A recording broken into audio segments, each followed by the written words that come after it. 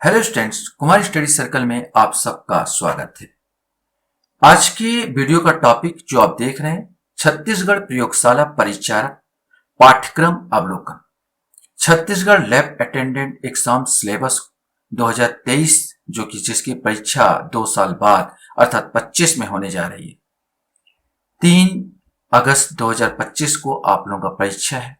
इतने दिन बाद हो रही है तो अधिकांश लोगों का जो रुझान होता है वो कम पड़ जाता है। लोग जुड़े नहीं थे। अब 1 महीना आपके पास बचा है तो इसका सिलेबस क्या होगा, हमें कैसी तैयारी करनी है और इसकी पुस्तक कौन सी होनी चाहिए, कौन सा पुस्तक हम पढ़े, आज सारे पर हम लोग चर्चा करने वाले। तो चलिए देर ना करते हुए एक एक चीज को हम लोग यहाँ पर उठाते हैं। तो हम यहाँ पर देखते हैं इस एक डिटेल में कि वास्तव में इस एग्जाम क्या है। तो एग्जाम का जो नाम है सीजी प्रयोगशाला परिचारक एग्जाम 2025। कंडक्ट कौन कर रहा, कंडक्ट बॉडी कौन सा है, तो Chhattisgarh Vyapam and higher education department कर रहा है। टोटल वैकेंसी कितनी है, तो 880 वैकेंसी निकली थी। लैब अटेंडेंट का है, सर्वेंट का है, वॉचमैन का है और स्वीपर का है। एग्जाम डेट 3 अगस्त 2025 संभावित है, लेकिन हो गई। अधिकांश संभावित बोलते हैं लेकिन हो ही जाता है। 3 अगस्त 2025 लगभग आपके पास 1 माह बचा है। सिलेबस अवेलेबिलिटी तो है, अवेलेबल है, सिलेबस बता दिया गया। एग्जाम मोड क्या होगा, तो ऑफलाइन है, ओएमआर सीट में होगा। ओएमआर सीट को आपको भरना होगा। ऑफिशियल वेबसाइट व्यापम का है जो यहाँ पर दिया है, higher education CG government in, यहाँ पर इसका ऑफिशियल वेबसाइट है।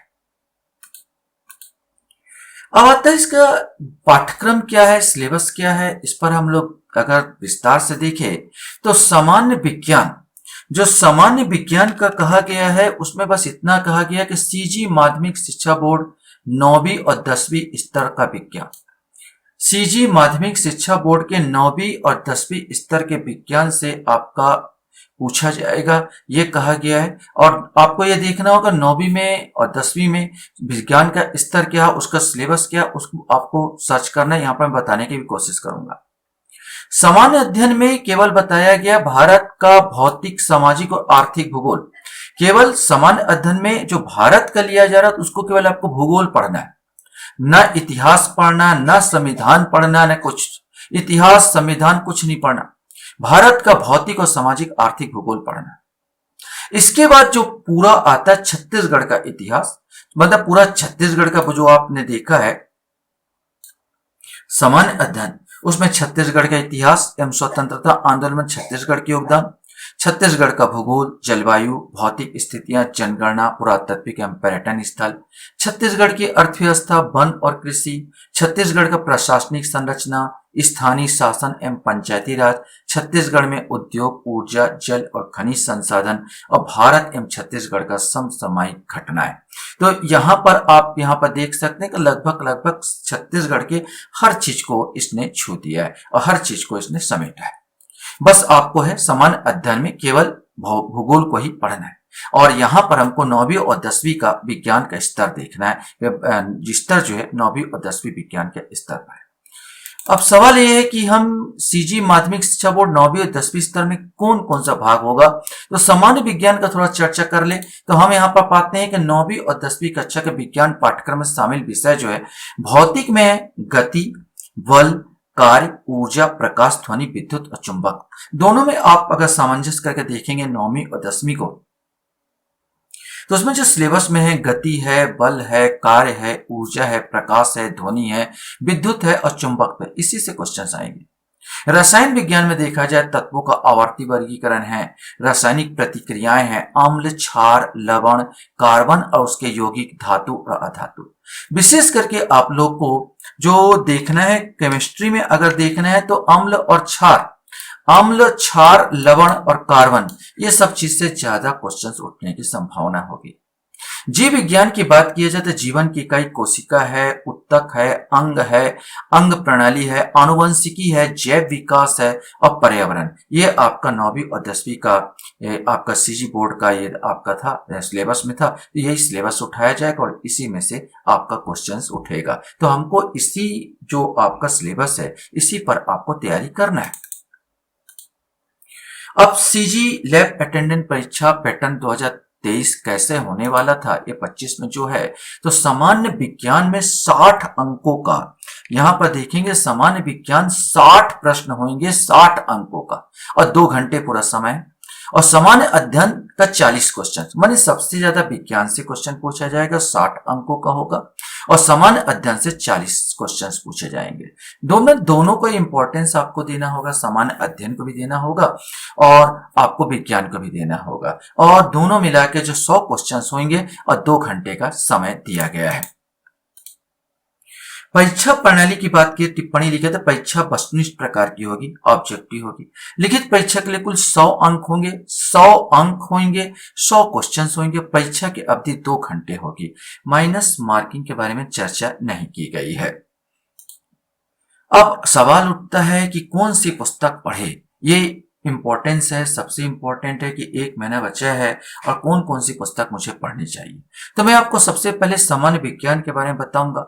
सामान्य विज्ञान में एक चीज तो है कि आपने 9th और 10th के जो आपको मोहल्ले कहीं भी आप जुगाड़ कीजिए, पुस्तक जुगाड़ कीजिए, यहाँ पर 9th और 10th का जो सीजी बोर्ड का है वो पुस्तक आपको जाए तो बहुत अच्छी है। उसमें कैसे कैसे पार्ट है उसको एक बार अगर पढ़ ले तो बहुत अच्छा है, क्योंकि आपका जो बोला ही गया है कि 9वीं और 10वीं पैटर्न पर होगा। ना क्वेश्चंस, अब ध्यान रखेंगे 9वीं 10वीं ना तो क्वेश्चन बहुत ज्यादा कठिन होंगे और ना ही क्वेश्चंस बहुत ज्यादा सरल होंगे। मेरे हिसाब से औसत आपको देखना है, औसत क्वेश्चंस देखना है। अगर मान लीजिए 9वीं या 10वीं पुस्तक आपसे जुगाड़ नहीं हो रहा, अगर होना तो चाहिए, कहीं से जुगाड़ कीजिए, ये सबसे इंपॉर्टेंट है। अगर नहीं हो रहा तो भी हम आपको बता देना चाहिए, मार्केट में जो पुस्तक मिलेगी एक लुसेंट का पुस्तक आता है, अच्छी पुस्तक है, थ्योरी और ऑब्जेक्टिव दोनों दिया होता है। तो ये लुसेंट का वो वाला पुस्तक नहीं लेंगे, सामान्य विज्ञान की स्पेशल पुस्तक मिलेगी आपको। याद रखना लुसेंट का जीएस आता है, मैं उसकी बात नहीं कर रहा हूँ, सामान्य विज्ञान की पुस्तक भी आती है जो कि बहुत अच्छी पुस्तक है, आप उसको ले सकते हैं, जिसमें थ्योरी भी दिया हुआ है और ऑब्जेक्टिव भी दिया हुआ है। इसके अलावा आपका सामान्य विज्ञान का मंथन का भी आता है, इसके अलावा आपका एनसीईआरटी का सामान्य विज्ञान का प्रौद्योगिकी भी आता है।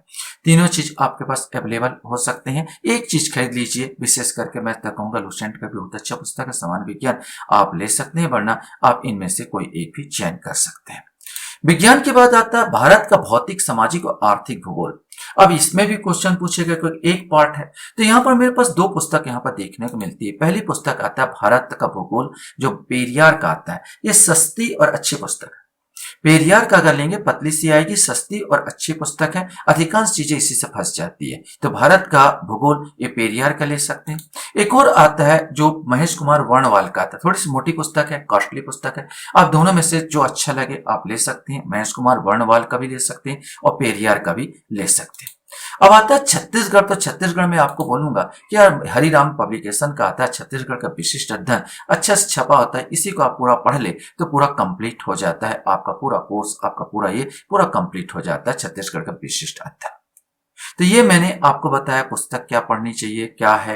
आपके पास 1 महीने का समय है, आप इनका ऑब्जेक्टिव भी आता है उसको भी हल कर सकते हैं, लेकिन ऑब्जेक्टिव बाद में हल कीजिए, लेकिन आप इसको पूरा एक नजर पढ़ लेंगे तो आपके लिए ज्यादा बेनिफिट होगा। क्योंकि ऑब्जेक्टिव आप 3000 पढ़ लीजिए, 4000 पढ़ लीजिए, का वो जरूरी नहीं कि वही ऑब्जेक्टिव फंस जाए। ऑब्जेक्टिव पढ़ने का एक तरीका होता है, पहले आप थ्योरी पढ़ लीजिए, थ्योरी पढ़ने के बाद जब ऑब्जेक्टिव आप सॉल्व करेंगे तो आपको बेनिफिट मिलेगा। लेकिन आप सोचेंगे बोले ऑब्जेक्टिव पढ़ लूं और उसमें से मेरा क्वेश्चंस आ जाएंगे, तो ये आपकी गलत फहमी है। ऑब्जेक्टिव जो हम लोग भी ऑब्जेक्टिव यहाँ पर देते हैं तो केवल प्रैक्टिस के लिए देते हैं। आपको चाहिए पहले आपको पढ़िए, थ्योरी पढ़िए, इसके बाद ऑब्जेक्टिव सॉल्व कीजिए।